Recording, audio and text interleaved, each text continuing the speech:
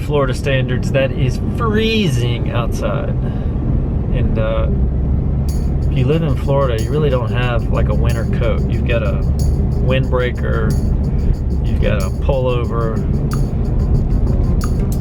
probably enough for 44 degrees, but it's cold. Noise couldn't quite locate or explain.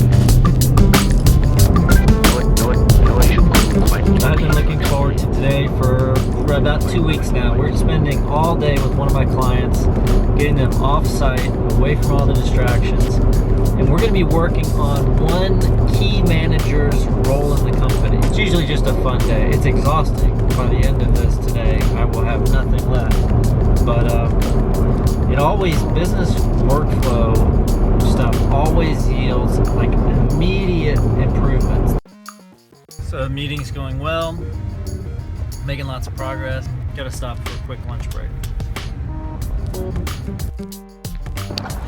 It was a very good meeting.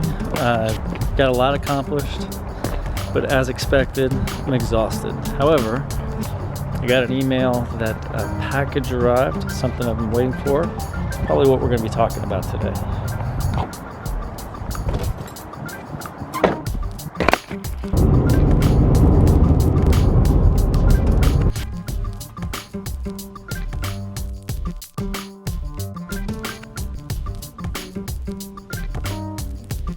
Today I want to talk about stories and how the story behind the product or the story behind the service or the story behind the business can be a really, really good way to take those people who might be window shopping and just turn them into loyal customers. Sometimes all it takes is that little bit that a story can provide, that little bit of context to fill in the missing piece where somebody goes from just considering buying to pulling the trigger and becoming a customer. I have a theory about why stories are so powerful. Stories are about what has been in a world where lots and lots of people like to talk about what could be. For instance, if you're telling a story about your product, you're talking about actual historical events that have color and context and flavor and nuance and unexpected turns and twists, the things that the kind of stuff where you go, we couldn't make this up. But if you're talking about advertising, if you're talking about most marketing, traditional push the message out, let's use whatever platform we have to distribute a scripted, choreographed message, you're not talking about what's already happened, and by definition, it's not gonna have as much color, it's not gonna have as much context, it's not gonna have as much of the unexpected that makes stories so entertaining and so powerful. Simon Sinek's Start With Why book and his TED Talk have become very popular. This has a lot to do with storytelling too. When you tell stories, when you share stories with people, you're essentially sharing your why. They're getting a glimpse inside who you really are, what makes you tick, and why you do the things that you do, what drives you, what are your motivations. Just like Sinek says, people love to buy from you because of who you are, not because of what problem you solve or what product you offer. When people know why you're in business, it's much more compelling than knowing how you do business.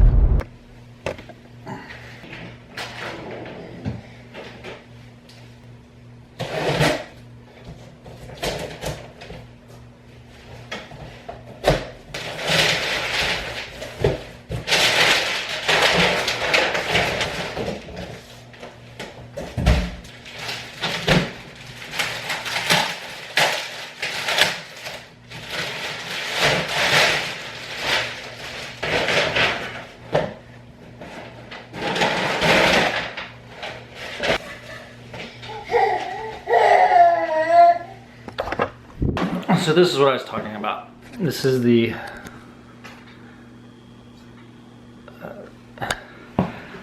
package I got in the mail. This is a new Saddleback backpack. This is my Saddleback briefcase. I've had a couple of years now. It's held up really, really well. I don't exactly know how I found Saddleback, but I was looking at a lot of different companies when I was looking for the leather briefcase. And I settled on Saddleback because of the story. The story was that compelling to me. And the kind of the protagonist, if you will, in the Saddleback Story is the founder of the company, a guy named Dave. Dave has some great YouTube videos, and I watched a lot of those videos. I read a lot of stuff from their website. I read testimonials from customers, but it was really the story of how he started the company and some of the struggles he had while he was getting it going that attracted me to the product. So the story is what kind of gave the company itself credibility, which in turn gave the products credibility. I could have gone out and bought lots of products. But for me, doing business with the company after hearing the story, especially when there were not a lot of other stories, it's kind of an absence of stories, if you will, in the space, it kind of made the decision quite a bit easier. They're the only ones out there really telling a story. So what does this have to do with your business? If you can share the why of what you do, the why are you in business, what is it that you believe in, what are the ideals that you espouse, and you can back that up with stories that show how that's impacted how you do business, that is a very compelling story. That's going to help you connect with customers. And the old saying that people do business with those that they like and trust is definitely true. It's cliche, but it's cliche because it's true. So if you have a story to tell, find a way to tell it. But if you don't have a story to tell, that should bother you a little bit. I'll see you guys tomorrow.